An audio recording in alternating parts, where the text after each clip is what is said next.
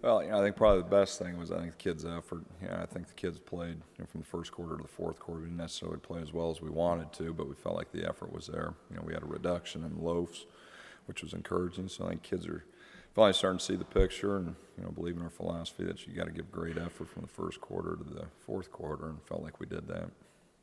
Something to build off of.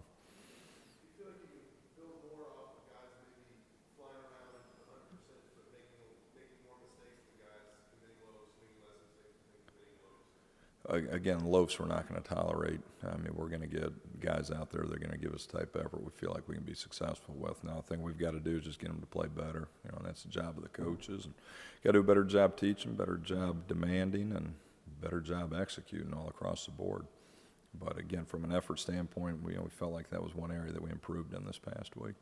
I asked Coach Wilson the same question, but I know that you're trying to win each week, but now that you're eliminated from any kind of bowl games, does 2012 start? Are you more willing to play even more younger players? No, I think all the young kids we're playing right now are guys who've kind of worked their way up the depth chart. They're our best players right now. We still have a lot to play for this week.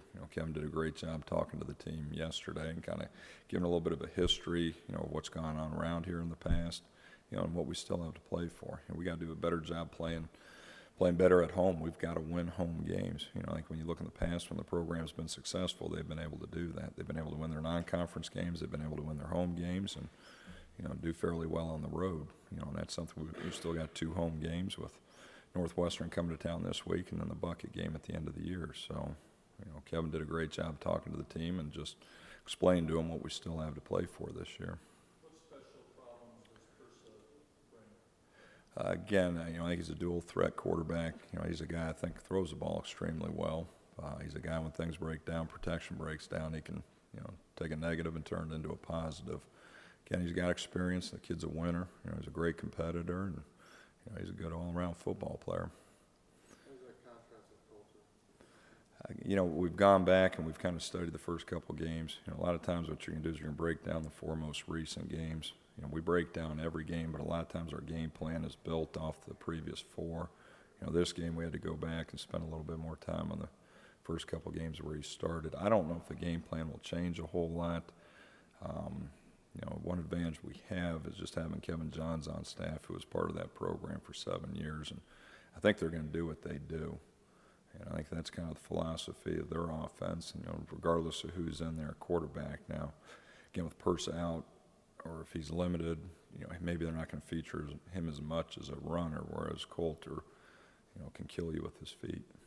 Kevin already said that he's not going to be able to add much to the film, so you're out of luck. No, and like I said, he's got enough to worry about, just like we all do. So, he's given us a little bit of insight, but not really a whole lot more than you could pick up on tape. I know you're in the week-to-week grind, but if you talk to your father-in-law about the struggles he had his first year here, and kind of, are there any parallels? Well, I think, and Buck was a part of that too. I think when you come in, anytime you come in and there's a transition, I think you're going to have guys who maybe aren't going to buy into your philosophy and your work ethic. And, I know, in years past, I know my dad first went to Colorado, he had 35 guys leave the team his first year. I know that first year, when Buck and my dad were here, I think they were competitive, and probably out of the 11 games, probably 8 out of the 11 games, they literally had a chance to win. A couple games maybe got out of hand, but they were fighting, they were competing, and they kind of built it from there.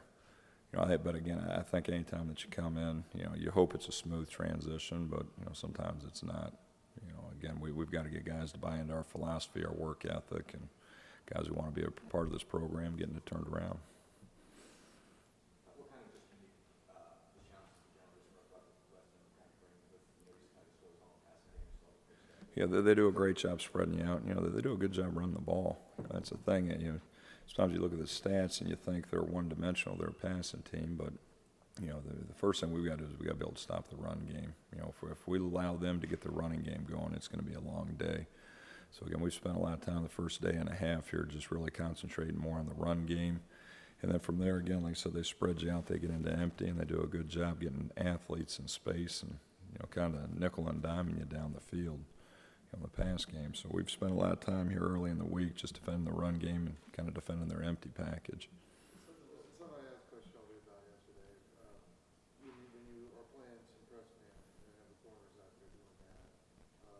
From a philosophical point of view,